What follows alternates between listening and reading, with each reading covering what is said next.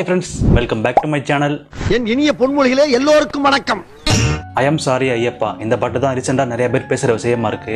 I am sorry Ayyappa நான் உள்ள வந்தா என்னப்பா. வாங்கோ வாங்குறதுக்கு வாங்கோ. பட் இந்த பாட்டு இப்பதான் வந்துச்சா அப்படின்னு பாத்தீங்கன்னா 2019லயே வந்துருச்சு. I am sorry ஐயப்பா நான் உள்ள வந்தா என்னப்பா. அதுக்கு முன்னாடியும் சபரிமலைக்கு பெண்கள் போனா என்ன அப்படின்னு இந்த விஷயம் வந்துட்டு பேச்சுவாக்கில் போச்சு. பேச்சாத்தான் இருக்கணும். அதுக்கப்புறம் இசைவாணி அப்படிங்கிற கானா சிங்கர் வந்துட்டு 2019ல ஐயம் சாரி ஐயப்பா அப்படின்னு இதை ஒரு பாட்டாவே பாடிச்சாங்க. பாட்டாவே படிச்சிட்டியா? ஐயப்பனை பார்க்கணும் அப்படின்னு நினைச்சீங்கன்னா அச்சங்கோவில், ஆரியக்காவு, குளத்துப்புழை அங்கெல்லாம் தாராளமா வந்துட்டு பெண்கள் உள்ள போலாம். அப்படியா? அப்போ சபரிமலைக்கு போகக்கூடாதா அப்படின்னு கேட்டீங்கன்னா 10 வயசுக்குள்ள இருக்க சிறுமிகள், 50 வயசுக்கு மேல உள்ள பெண்கள் மட்டும் போலாம். ஏன் அப்படின்னு பாத்தீங்கன்னா இங்க ஐயப்பன் வந்துட்டு ஒரு பிரம்மச்சாரியா இருக்காரு.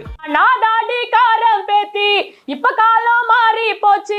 பெரியார் பேத்தியா இருந்தா ஃபர்ஸ்ட் ஏன் கோவில் போகணும் அப்படின்னு நினைக்கணும்? ஒண்ணு இல்ல, சும்மா காத்து. ஃபர்ஸ்ட் பாத்தீங்கன்னா இவங்க ஒரு கிறிஸ்டியன், கோவில் போவாங்களா அப்படின்னு தெரியல. நோண்ட ஆரம்பிச்சுட்டானே. இதை பாருங்க. இசுவனி விட்டு போகாதே, இந்த வாலிபத்தில் கெட்டு போகாதே. இவங்க எப்படின்னா இந்து கடவுள் பத்தி பாடும்போது பெரியார் பேத்தியா இருப்பாங்க. நான் தாடி காரம் பேத்தி. ஆனா அவங்க மத கடவுள் பத்தி பாடும்போது பெரியார் பேத்தியா இருக்க மாட்டாங்க. அவருக்கு மல்டிபிள் பர்சனாலிட்டி டிசார்டர்.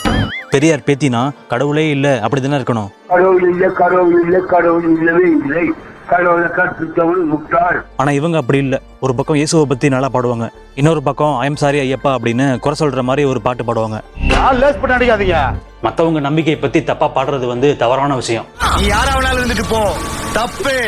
2019ல ஆரம்பிச்சு எப்பெல்லாம் மாலை போடுற அந்த டைம் வருதோ ஆரம்பிச்சிட வேண்டியதான். அப்பெல்லாம் வந்துட்டு வேலை வெட்டி இல்லாம இந்த பாட்டை பாடுவாங்க. இல்லண்ணே, எனக்கு வேலை வெட்டி இல்ல. சரி, இப்ப இந்த வியாபாரம் தான் ஓடிக்கிட்டு இருக்கு. வியாபாரமா? உங்களுக்கு ஒரு கடவுள் நம்பிக்கை இருந்தா அதை மட்டும் ஃபாலோ பண்ணுங்க. சரி. மத்த கடவுள் பத்தி குறை சொல்லி பாடுறது வந்து ஒரு சண்டையை தான் உருவாக்கும். என்னப்பா சண்டைக்கு வர மாதிரி? மற்ற நாடுகளில் பார்த்தீங்கன்னா அவங்க வேலையை பார்த்துட்டு எப்படி இல்லாம டெவலப் ஆயிட்டு போறாங்க. ஜப்பான்காரன் என்னென்னமோ கண்டுபிடிக்கிறா. பட் இங்கதான் வந்துட்டு ஜாதி மதம் வச்சு சண்டை போடுறது,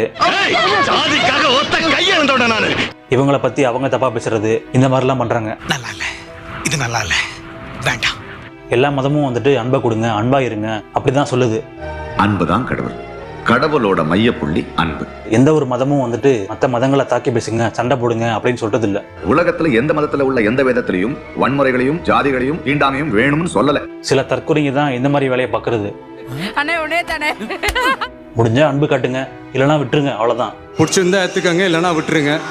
ஸோ அவ்வளோதான் ஃப்ரெண்ட்ஸ். வீடியோ பிடிச்சிருந்தா ஒரு லைக் பண்ணிட்டு ஷேர் பண்ணிட்டு மறக்காம சப்ஸ்கிரைப் பண்ணிருங்க. அடுத்த வீடியோவில் பார்க்கலாம். பாய்.